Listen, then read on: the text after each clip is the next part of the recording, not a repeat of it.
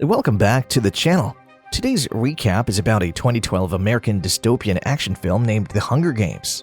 The movie follows the story of a boy and a girl from each of Panem's 12 districts are yearly chosen as tributes and made to participate in the Hunger Games in a dystopian post-apocalyptic future. Spoiler ahead, watch out and have fun. Out of the destroyed remains of what was once known as North America, the country of Panem has emerged. The impoverished areas of Panem revolted against the affluent, taking control of the capital 74 years ago. The capital created the Hunger Games as an ongoing punishment for the rebellion and an annual reminder to the 12 districts of its dominance following its stunning triumph. The Hunger Games are an annual competition in which each of the 24 competitors, known as tributes, fight to the death in a televised arena until only one is left alive. Each district is required to hold a raffle known as the Reaping every year to select one boy and one girl ranging in age from 12 to 18 to take part. Primrose Everdeen in District 12 is yelling in the background as her sister Katniss Everdeen tries to calm her down. Primrose is primarily yelling out of fear that she will be reappeared. After that, Katniss goes into the forest to kill a deer, but Gale Hawthorne scares the animal away. He tosses a stone at the trees, causing a large flock of birds to fly into the air, and Katniss shoots one of them as retaliation for forcing her to lose the only deer she had seen all year.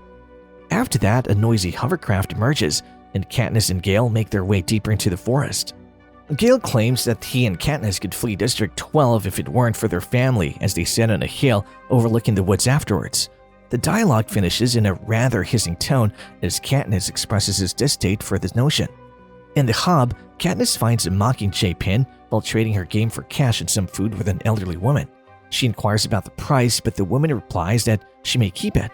When Katniss gets home, Prim is prepared for the reaping, and her mother claims that she also has set something out for Katniss. After taking a bath, Katniss looks for the clothing and grudgingly dons them. She then gives Prim the Mockingjay pin. They proceed to the town plaza, where representatives are ready to draw blood from the prospective tributes. Prim becomes anxious. She will only need a little prick, Katniss tells her, and she will track down Prim as soon as she can. District 12's escort, Effie Trinket, presents the inhabitants of Video and the games as they assemble for the reaping. And then after being separated into chambers within the Justice building, Katniss is visited by Prim and their mother. Gale will bring them game and she can sell cheese from her goat, she adds, and she makes Prim swear she won't accept any additional tesserae. With the assurance that it'll keep her safe, Prim hands her the Mockingjay pin Katniss initially gave her. And then, Katniss warns their mother that she must take care of her if she passes away in order for her to avoid acting out as she did after the death of her father. Gale is the next person she encounters, and he advises her to construct a bow and arrows or locate some once she enters the arena.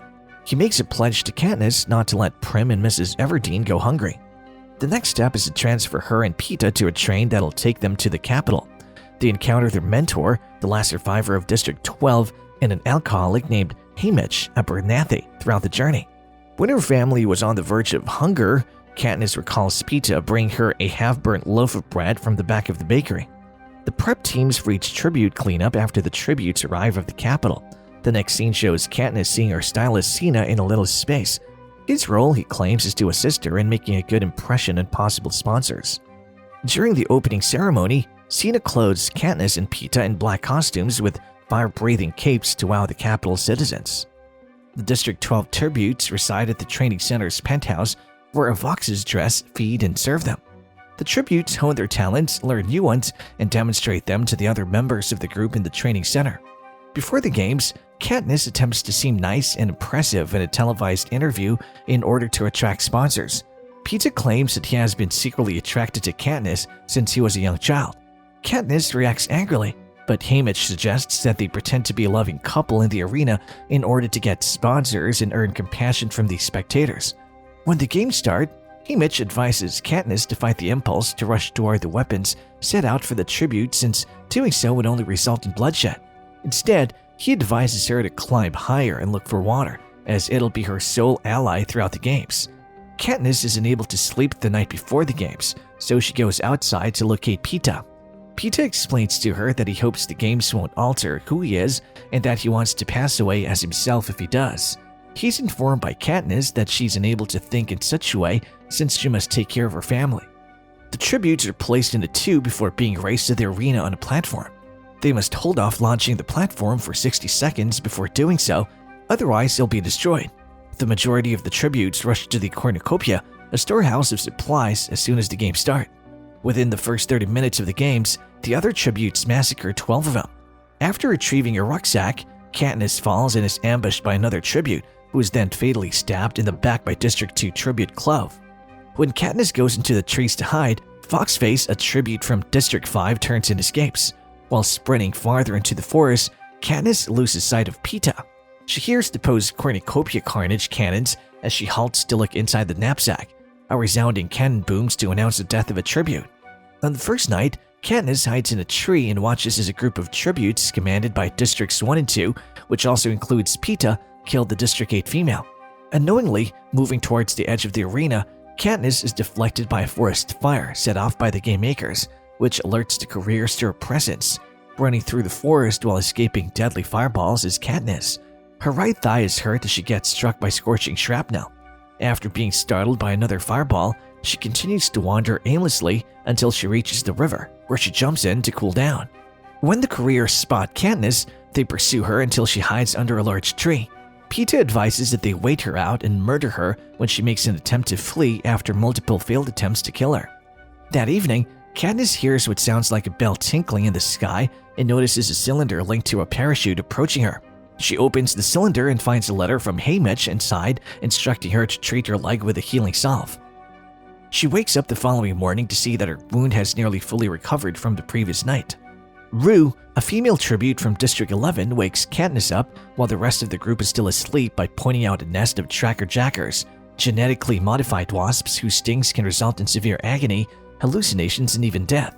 When Katniss removes the nest from the tree, it falls in the party below and kills District 1 female tribute Glimmer.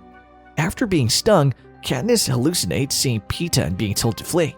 She also recalls the agony of losing her father in a mine explosion when she was younger. Katniss grabs the bow and arrows from Glimmer's body. Running, she passes out. Upon awakening, Katniss discovers that Rue has been taking care of her for a few days. They team together and decide to raid the cornucopia to cut off the career group's access to food. Rue is discovered imprisoned in a net by Katniss after she successfully destroys their supply and she frees Rue. Marvel, the District 1 tribute who set the trap, then murders Rue, and Katniss kills Marvel in revenge. District 11 revolts after Rue's televised death, in which Katniss drapes her body in flowers and salutes the camera. The game maker, Seneca Crane, agrees with Haymitch's plan to let two players from the same district survive in the hopes that it'll give the crowd something to cheer for and stop the unrest. Despite President Snow's carefully phrased protests, this alteration is implemented. Thus, Katniss goes in search of Peeta along the river, where Rue claimed to have seen him. When Katniss locates Peeta, she brings him to a riverbank cave and makes an effort to treat the serious wounds from Kato and his blade. Peeta expresses his love for her and wonders why she's putting her life in danger to assist him. She quickly kisses him on the cheek to end his protests. Soon later, a silver parachute with broth for Peeta and the phrase, "You call that a kiss?" for Katniss comes. The fact that Peeta has been interested in Katniss since they were young students makes her feel ashamed since she's too near to the truth to tell Panem. It is stated that something each of the live tributes needs to be left in the morning as Peeta's fever grows. Peeta must be in need of the medication, Katniss explains to him. When Peeta objects, claiming that she shouldn't put her life in danger for him, Katniss responds that he would do the same for her. Before he can disagree more, Katniss gives him a kiss and says she'll remain. She delays going to the feast till he's sound asleep despite having a fever. She's almost killed by District 2 resident Clove while retrieving the medication, but District 11 resident Thresh intervenes to save her life. Thresh becomes incensed when he overhears Clove bragging about how the careers killed Rue, Katniss's ally. Without success, Clove begs Kato for assistance, but throwing Clove against the cornucopia and shattering her neck. Thresh murders the victim. Once she has the medication, Katniss returns to the cave. Upon Peeta's recuperation, he and Katniss go exploring and come across the dead body of Foxface, a District 5 girl who died after consuming Nightlock, a toxic berry Peeta had unintentionally been picking. In an effort to deceive Kato of District 2 into eating the remaining berries, Katniss grabs them. The final three survivors, Katniss, Peeta, and Kato, are forced to scale the roof of the cornucopia when Crane releases genetically altered creatures that kill Thresh. Peeta is put in a headlock by Kato, who then uses him as a human shield to block Katniss's arrow. In order to hurl Kato to the animals below, Pita instructs Katniss to shoot Kato's hand. He's put to death by Katniss using an arrow to stop his agony. Crane then revokes the rule modification that allowed 2 winners to prevail. Katniss persuades Pita to join them in eating nightlock berries, despite his requests for her to shoot him. Crane hurriedly teams them co-victors just before the act. After that, Haymitch informs Katniss that her disobedience has earned her enemies. After Snow locks Crane in a chamber filled with nightlock berries, the cunning president decides what to do next. And that's all for today's video. Don't forget to like and subscribe to many such videos. Thanks for watching and take care.